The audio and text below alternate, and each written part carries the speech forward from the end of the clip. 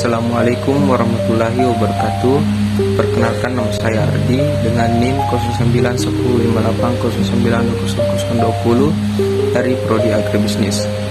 Saya akan sedikit menjelaskan atau membacakan materi tugas yang diberikan oleh Ibu Astrid pada PSPT MSI yang merupakan dosen pengampu mata kuliah wajib, yaitu lingkungan dunia usaha.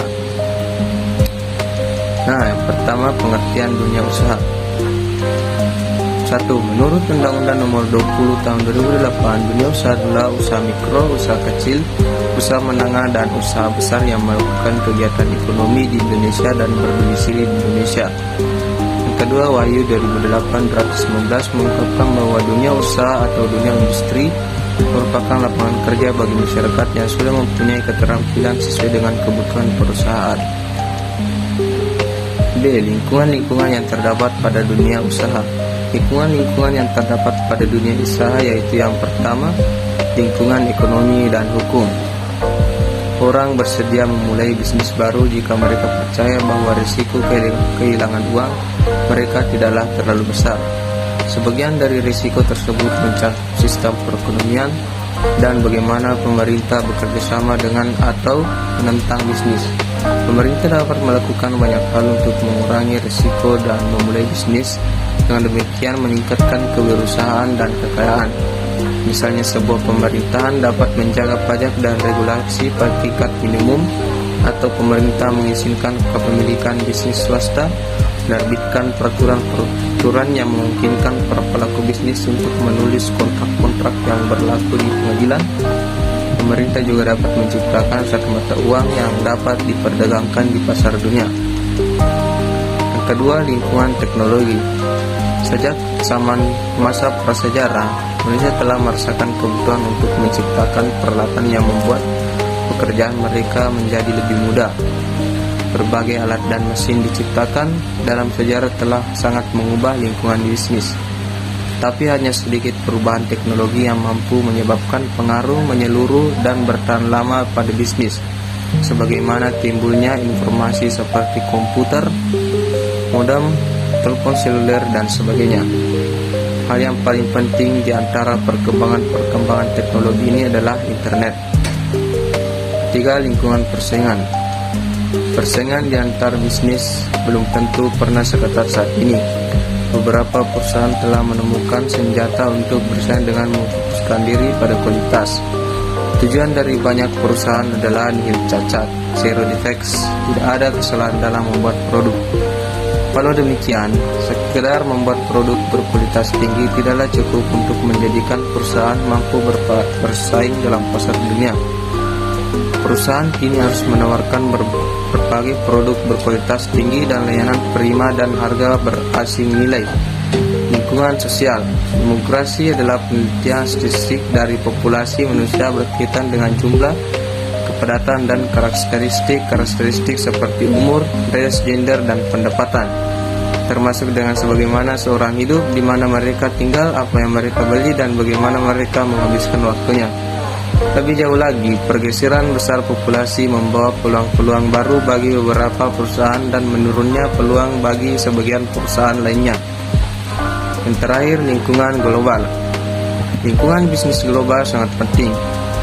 Bagaimana dari perubahan penting pada lingkungan dalam tahun-tahun ini adalah tumbuhnya persaingan internasional dan meningkatnya perdagangan bebas antar bangsa.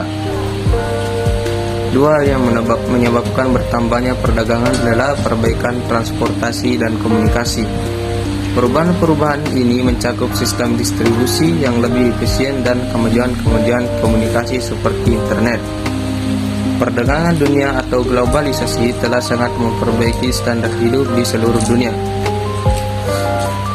Adapun yang C, berlaku dunia usaha pada tingkat partisipasi bisnis. Yang pertama, tingkat partisipasi bisnis domestik atau lokal adalah suatu unit bisnis yang tingkat operasional dan pangsa pasarnya berada dalam satu wilayah tanpa melewati batas negara atau di luar kota. Jenis perusahaannya juga masih sederhana, karena hanya memperhitungkan berbagai variabel yang berlaku di sekitar perusahaan, termasuk juga dalam urusan besar kecilnya kompensasi yang didapatkan perusahaan dan para karyawannya. budaya perusahaan yang relatif belum terbangun dengan kuat, perekrutan tenaga kerja yang relatif sedikit, analisis pasar yang sering kali jarang dilakukan bahkan terkesan dilewatkan dan lain sebagainya. Yang kedua, tingkat partisipasi perusahaan internasional, yaitu suatu unit bisnis yang sudah memperluas produksi dan pemasaran produk maupun jasanya ke luar negeri. Dengan memasuki pasar internasional, mau tak mau perusahaan harus mampu beradaptasi di semua bidang kultur budaya di negara setempat agar tidak menimbulkan permasalahan sosial. Karena mau tidak mau, untuk perusahaan yang sudah go internasional maka akan melibatkan orang dalam aktivitasnya. Orang di sini tidak hanya orang lokal, tapi juga orang mancanegara dengan skill yang mumpuni tentunya. Tingkat partisipasi perusahaan multinasional, yaitu yang memiliki beberapa pabrik di negara-negara yang berbeda, sehingga perusahaan harus dapat menyesuaikan diri dengan berbagai budaya di tiap negara. Karena budaya dan karakter setiap orang yang berbeda negara otomatis berbeda, dan kita harus mengetahui dan memakai cara yang berbeda pula. Kondisi ini pun mengakibatkan bahwa orang yang berpartisipasi akan jauh lebih banyak ketimbang orang yang tingkat partisipasi bisnis sebelumnya. 4.